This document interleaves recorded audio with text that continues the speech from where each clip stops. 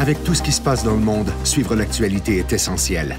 Pour faire le point sur la politique américaine, les nouvelles internationales et les sujets de l'heure, retrouvez Christian Latreille et nos journalistes. Sur le terrain, en semaine 16h, heure de l'Est, ici RDI.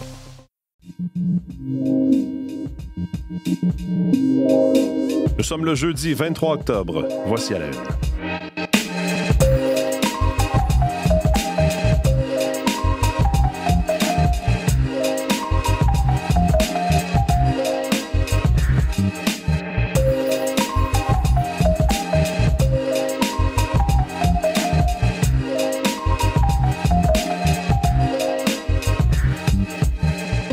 Bonjour, bon jeudi. Bienvenue à la une. Mathieu Bellumeur au microphone. Merci d'être des nôtres encore ce matin. Évidemment que dans les prochaines minutes, on va revenir avec mon collègue Jean-Philippe Robillard sur cette annonce du premier ministre hier en soirée.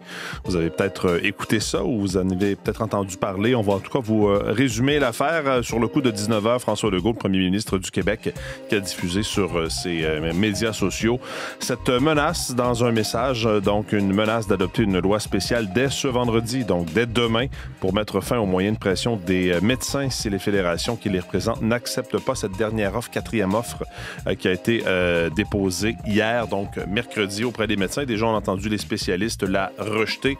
Le négociateur pour les spécialistes, l'ancien premier ministre du Québec, Lucien Bouchard, a même dit que c'était une déclaration de guerre. Jean-Philippe Robillard va revenir là-dessus avec nous un peu plus tard. Tout de suite en studio avec moi, Julie Jasmine et Véronique sont là. Bonjour à vous deux. Bonjour Mathieu. On va se parler, Julie Jasmine, à l'émission Nouvelles culturelles, d'une nouvelle bande dessinée qui risque de réjouir les amateurs, et pas que les amateurs d'Astérix, parce qu'il y a un nouveau Astérix qui sort, c'est aujourd'hui? Exactement. Donc, la sortie officielle s'est déjà faite en France, en Europe en général. Et il y a tout un engouement. Cette BD-là fascine depuis à peu près 60 ans, imaginez quand même. Puis là, depuis quelques années, je dirais une dizaine d'années, on a des nouveaux créateurs, les successeurs, bien sûr, à Uderzo puis à Goscinny. Alors, ça marche bien. Puis, ça se passe au Portugal, en fait, la version de l'époque de l'Empire romain du Portugal.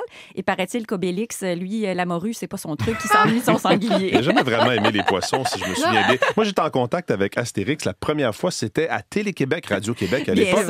Dans le temps de Ciné-Cadeau. Avant même, je pense, de savoir lire. C'est là mon premier contact avec Astérix. Puis on dirait que j'ai toujours curieux de lire la BD suivante.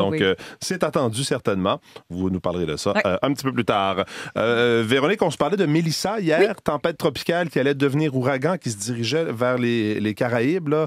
Peut-être des gens qui ont décidé de prendre quelques jours au soleil.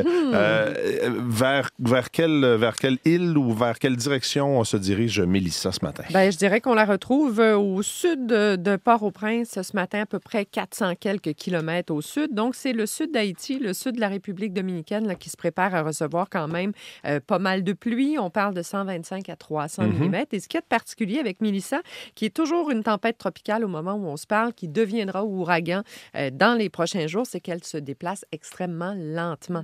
3 km à l'heure, pas plus. Ça peut vouloir dire beaucoup d'eau lorsque exactement, la tempête beaucoup passe. d'eau, ou lorsqu'elle commencera à s'intensifier, comme les eaux sont très chaudes, une intensification plus rapide. Donc, à surveiller, le sud d'Haïti, le sud de la République dominicaine, ensuite la Jamaïque, possiblement Cuba. Pour l'instant, pas de menace pour les États-Unis, mais comme elle se déplace vraiment très lentement, la trajectoire pourrait changer un peu. Donc, on garde un intérêt sur Mélissa pour les prochains jours. Parfait. Puis enchaînons, tiens, tout de suite avec les prévisions de la météo pour aujourd'hui. C'est encore du temps gris? Oui, c'est encore du temps gris, surtout nuageux. On aura quelques petites averses dispersées, mais quelques millimètres seulement. Là. Pas une journée très arrosée, mais du temps assez gris avec un vent sud-ouest un petit peu plus soutenu, 20-40 km à l'heure. Des températures de l'ordre de 8 à 10, peut-être 11 degrés à Montréal. La nuit prochaine, minimum entre 1 et 5. On voit que ça redescend un petit peu. Alors, les prochains jours, à partir de vendredi, ce sera plus frais. On aura des températures de 7 à 10 degrés et on garde ça en tête là, pour tout le week-end. Amélioration demain, vendredi. Ça va se faire tranquillement. Les nuages vont se morceler en cours de journée. On maintient même une petite probabilité d'averse tôt demain matin du côté de l'Estrie, secteur de l'Outaouais. La fin de semaine sera agréable. Ça variera entre variables, nuages et éclaircies. Même genre de mercure, c'est du 7 à 10, un petit peu plus de soleil lundi et les prochaines précipitations à venir en milieu de semaine prochaine seulement.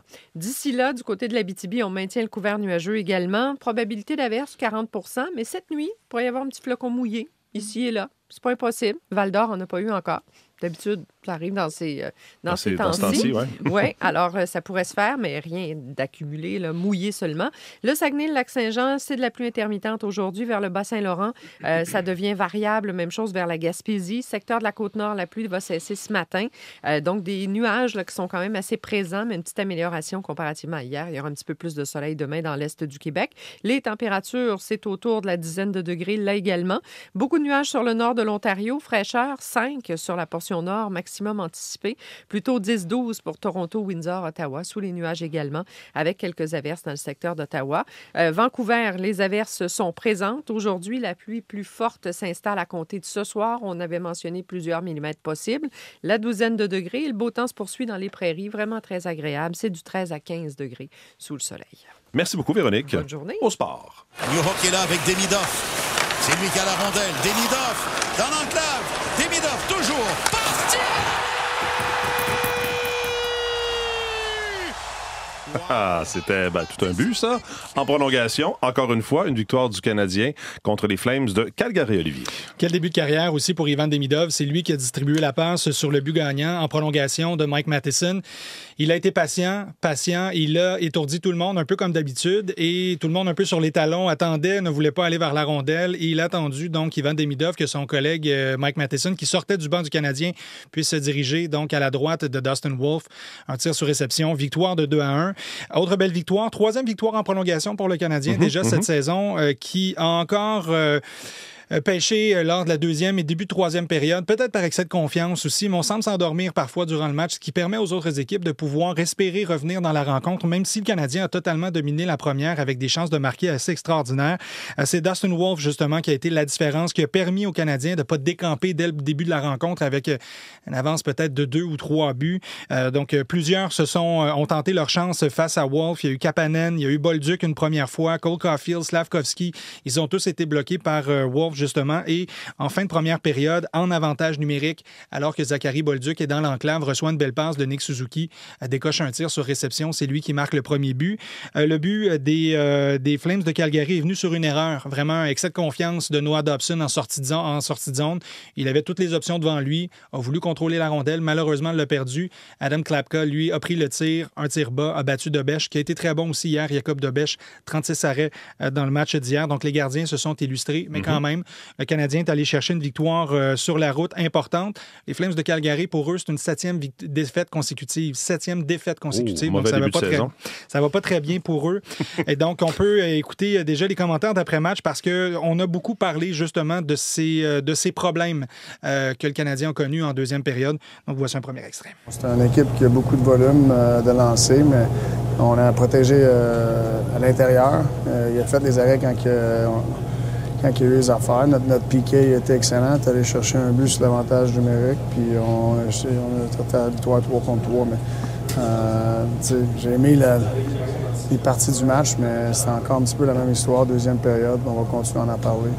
Donc, un certain opportunisme, mais on sent Martin Saint-Louis un peu agacé par cette tendance. Et pour Mike Matheson, qui a marqué le but gagnant, pour lui, quand même, l'équipe s'est accrochée dans ce match-là, même si tout n'a pas été servi sur un plateau d'argent. C'est sûr qu'on veut continuer à attaquer, puis faire les jeux quand ils sont là. Des fois, ils vont pas être là, puis en fait, c'est ça que je pense qu'on a fait en 2e un peu, où les jeux étaient pas là, puis on essayait encore. Donc, c'est un peu de patience, mais c'est sûr qu'on voulait continuer à attaquer. Mike Matheson, donc l'auteur du but gagnant. Ouais, et retour sur la patinoire ce soir contre les Oilers d'Edmonton, match qui aura lieu à 21h, heure de l'Est. Félix Auger-Aliassime a eu raison de Gabriel Diallo en Suisse. Oui, victoire contre son compatriote, ce qui lui permet de passer au tour suivant. D'ailleurs, il sera en action aujourd'hui, Félix Auger-Aliassime, à 8h pour affronter Marin Cilic. Il y aura un autre Canadien à Bâle qui sera en action ce matin, c'est Denis Shapovalov qui lui affrontera le Français Valentin Royer. Et chez les femmes, Leilani Fernandez s'est inclinée à Tokyo. Elle s'est inclinée contre la 7e joueuse mondiale Elena Rybakina. Ce sera d'ailleurs la prochaine adversaire de Victoria Mboko, autre Canadienne engagée dans ce tournoi à Tokyo. Elle est 23e raquette mondiale. Merci beaucoup, Olivier. Bonne journée. Au revoir.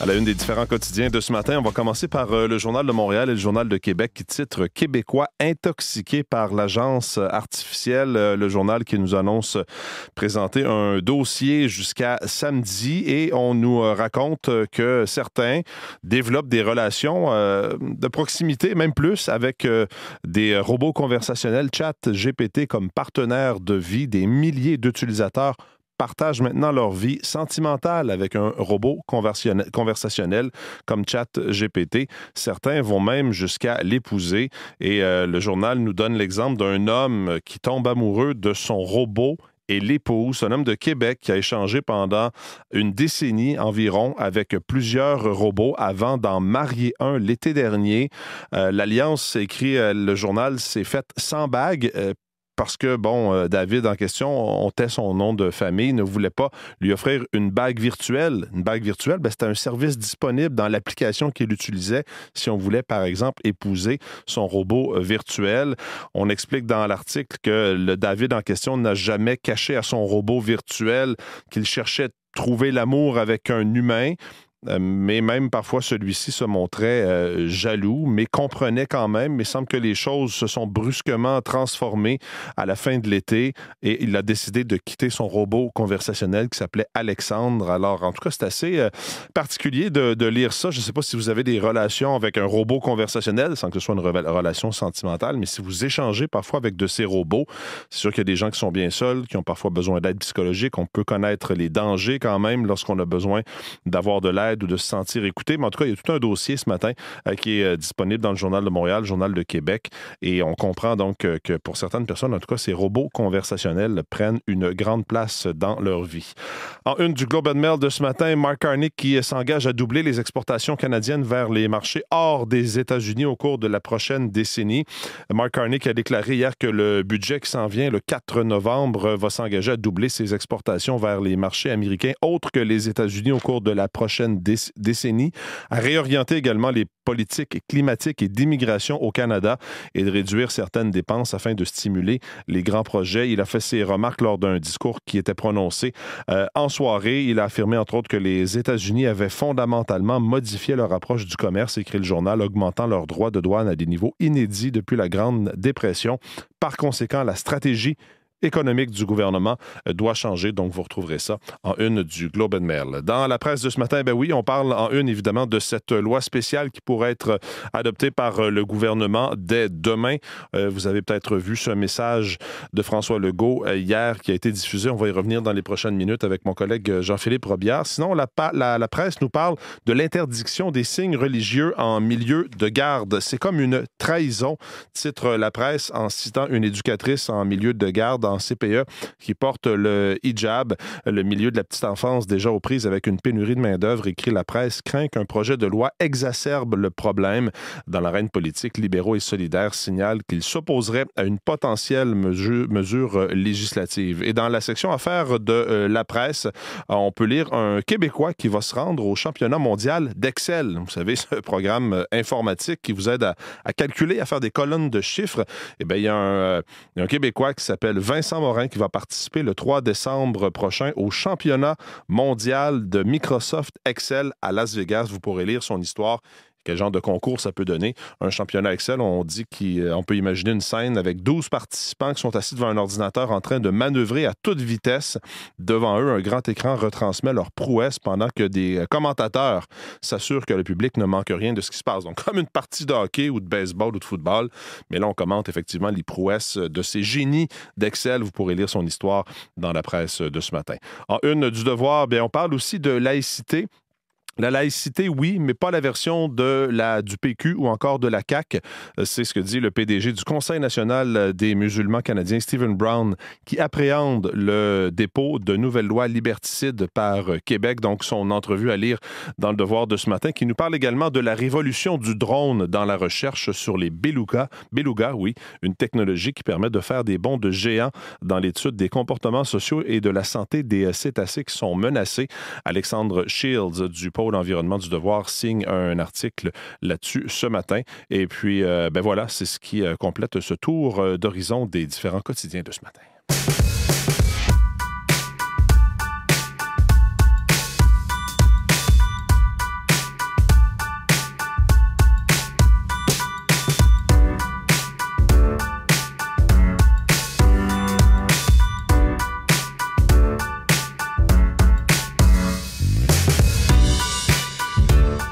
Oui, grosse annonce hier en toute fin de journée, début de soirée. On peut dire que rien ne va plus entre Québec et les médecins. Impasse dans les négociations. Le premier ministre François Legault qui a annoncé donc le dépôt d'une loi spéciale dès demain pour mettre fin aux moyens de pression et imposer son projet de loi 106. Vous savez, on en parle beaucoup, ce projet de loi qui lie une partie de la rémunération des médecins à des indices de performance. Jean-Philippe Robillard se joint à nous. Bonjour Jean-Philippe. Bonjour. Donc oui, déclaration hier sur les réseaux sociaux de François Legault. Là, de façon assez officielle, on dit voici, on va choisir la méthode forte si jamais il n'y a pas d'entente. Oui, dans une vidéo qu'il a diffusée hier soir sur les réseaux sociaux autour de 19h, donc le premier ministre du Québec, François Legault, qui lance un ultimatum, vous en avez parlé, aux médecins de famille, de même qu'aux médecins spécialistes. Il les menace d'adopter une loi spéciale. S'il n'y a pas d'entente, Mathieu, d'ici vendredi, donc avec les deux fédérations qui représentent les médecins, une loi spéciale, oui, pour mettre fin à leurs moyens de pression, dont le boycottage de l'enseignement aux étudiants en médecine. Ça, on le sait, ça fatigue beaucoup le gouvernement. Et également une loi spéciale pour changer leur mode de rémunération, comme le prévoit d'ailleurs le projet de loi 106 du ministre Christian Dubé. Donc, le projet de loi 106, ce que ça ferait, c'est que ça lierait une partie de leur salaire. En fait, c'est 15 de leur salaire à leur performance. C'est d'ailleurs ce qui est au cœur du litige, là, du conflit entre le gouvernement Legault et les médecins. On écoute un extrait justement de ce message du premier ministre, là, François Legault, qui a diffusé en fait sur les réseaux sociaux hier. Ce qu'on propose, c'est de changer leur mode de rémunération. D'autres provinces l'ont déjà fait depuis longtemps. Pourquoi ça ne serait pas possible de le faire au Québec? En plus, les syndicats sont en train de retarder l'arrivée des nouveaux médecins avec leurs moyens de pression dans l'enseignement. On ne peut pas accepter ça. Tous les gouvernements avant nous ont toujours cédé aux pressions des puissants syndicats de médecins. Nous, on ne va pas céder. Et dans le fil des événements, hier, avant ce message-là, il y avait eu dépôt officiellement d'une 4e offre du gouvernement aux médecins, qui avait d'ailleurs tout de suite été rejetée dans les heures suivantes par les médecins spécialistes. Oui, il y a la Fédération des médecins spécialistes qui a déjà réagi à cette menace d'avoir une loi spéciale. Ce que dit la Fédération, c'est qu'elle estime qu'elle s'est fait mener en bateau. Tout ça, selon elle, était scripté. Les médecins de famille n'ont pas encore réagi à cette idée ou à cette menace là, d'avoir une loi spéciale. Mais déjà, vous l'avez dit, plus tôt dans la journée, hier, on avait un peu un avant-goût de ce qui s'en venait parce que les médecins spécialistes avaient déjà rejeté la dernière offre du gouvernement Legault, cette offre là, que le gouvernement avait qualifiée d'offre finale et globale. Il y avait d'ailleurs l'ancien premier ministre, là, Lucien Bouchard, qui agit comme négociateur pour les médecins spécialistes, qui avait réagi. Je vous invite à l'écouter. On a reçu ce matin une proposition qui est une déclaration de guerre, qui est un ultimatum. Ça veut dire qu'on est en face d'un affrontement. Ça veut dire que le gouvernement a décidé, dans les prochaines journées, les prochaines heures, d'adopter la loi 106, qui va certainement créer, pour le moins, là, un traumatisme.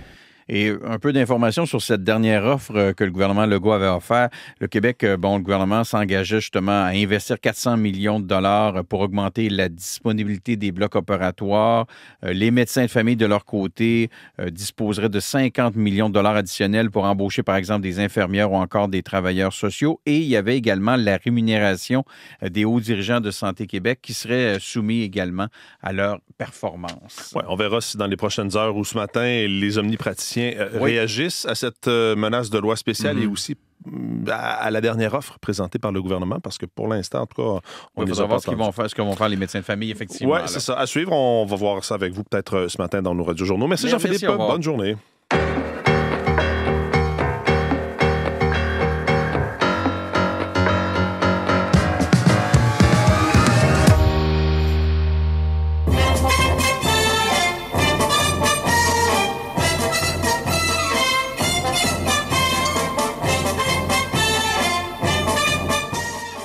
Voyons, ça me dit quelque chose, ça. C'est quoi, là? C'est Astérix? Oui, mais c'est pas un nouveau film. Non. Une nouvelle BD, un nouvel album d'Astérix. Donc, 41e BD d'Astérix qui sort dès aujourd'hui. Ça s'appelle Astérix en Lusitanie. C'est où, ça?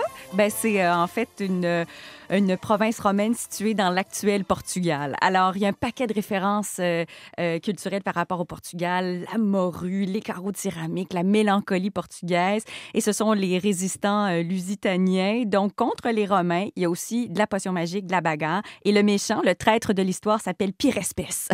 Alors, et c'est Fab Caro qui signe son deuxième scénario d'Astérix, en fait, évidemment, de cette BD-là. Didier Conrad, lui, c'est son 7e album auquel il participe. Ce sont les successeurs, bien sûr, de Goscinny et de Uderzo. Alors, Mathieu, là, c'est lancé aujourd'hui dans 25 pays, en 19 langues, un tirage de 5 millions d'exemplaires. Alors, évidemment, c'est un lancement qui est monstre et c'est la bande dessinée la plus vendue à travers le monde. Ah oui, hein? Et paraît-il, là, j'ai vu quelques planches, on est beaucoup dans le second degré, les références à l'actualité. Alors, voilà. Ça sort aujourd'hui. Restons dans la lecture parce que, aujourd'hui encore, c'est la toute première édition d'un événement qui vise à renforcer l'amour pour la lecture. Oui, exactement. Ça s'appelle la Grande Lecture Partagée. Alors, c'est organisé par l'Institut des troubles d'apprentissage, une organisation québécoise. On veut miser sur le plaisir, tout simplement, et non la corvée, la performance. Il fallait s'inscrire en ligne et là, il fallait choisir 15 minutes, 30 minutes. On pouvait le faire avec les enfants. Et donc, c'est prévu aujourd'hui. Au départ, on s'est dit, tiens, on va espérer cumuler 1 million de minutes. Et au terme du nombre d'inscriptions, là, on a 3 millions de minutes prévues aujourd'hui. Alors, c'est gratuit. C'est parrainé par l'auteur et comédien Simon Boulris. Bonne lecture aujourd'hui. L'émission La Fureur qui est de retour à Radio-Canada à la fin du mois de novembre. Pour un soir seulement. Un soir seulement. Chanter, danser, Mathieu. Ça vous rappelle quelque chose? Oui, c'est vrai, c'était ça le thème. 29 novembre, c'est un match de 90 minutes. On a les deux mêmes capitaines, Élise Marquis, Alex Perron, mais on a changé l'alignement un peu. Alors, à suivre, bien sûr, à la fin du mois de novembre. Grand rendez-vous télé. Et le groupe Les Trois Accords lance un album. Ça va sortir demain. C'est leur 8e album, le Micro-Sillon. Le disque s'appelle Toujours les vacances. Toujours les vacances. Alors, on est beaucoup dans les histoires de voyage, des histoires absurdes, des histoires d'amour. Et je vais vous faire entendre La Fièvre des Andes, qui est une expérience initiatique qu'un type vit à la suite d'une concoction. Et il tombe non seulement en amour avec une personne, mais 2 personnes. Et ça devient un trouble. Les secrets du monde lui furent révélés ce soir. Et il a pris du même coup qu'il était amoureux des 2 jumelles. Oui, alors c'est toujours, en tout cas, souvent des petites histoires comme ça. C'est assez rigolo, mais mon Dieu que la musique est accrocheuse. C'est ce que j'allais dire parce qu'on est dans les histoires absurdes, loufoques ou encore d'amour, mais toujours aussi imaginatif, mais surtout sans jamais baisser la garde sur la qualité musicale. J'ai écouté ça, faites-le en fin de semaine. Ça s'appelle Toujours les vacances. C'est le trouble des Andes, j'avoue, qui m'a fait particulièrement sourire. Vous serez en, je le mets entre guillemets, vacances jusqu'à lundi. Bonne fin de semaine là-dessus, Julie Jasmine. Voilà pour cette édition dans la une. On va se laisser avec les 3 accords. À plus tard. Concoction de plantes était ce gouffre de leur